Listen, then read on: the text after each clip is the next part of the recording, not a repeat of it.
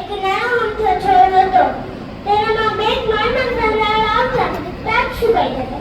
એક દિવસ ત્યાંથી બકરીનો બળવાન નીકળ્યો. તેને કીધું કે બકરીનો બળવાન નીકળ્યું ને ત્યારે બકરી આવીને એના પાંદડા ખાઈ ગઈ.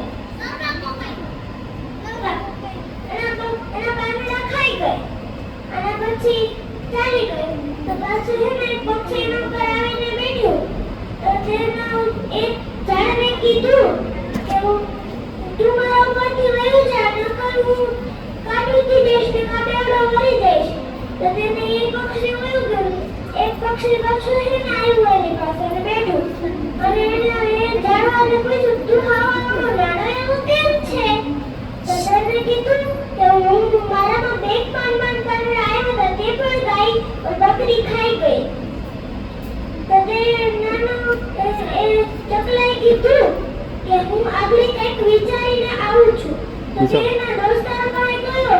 તો તેને કીધું કે હા આપણે એની મદદ કરીશું. તેના દોસ્તારો તો એના પાસે ગયા ને દોસ્તારો પાસે.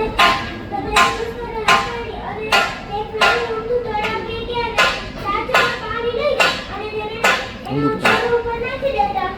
અને પાછું નેટમાં વાળી લઈને છોડ ઉપર નાખી દેતા. કાયમી એવી રીતે કરી તે છોડ એક મોટું ઝાડ બની ગયો.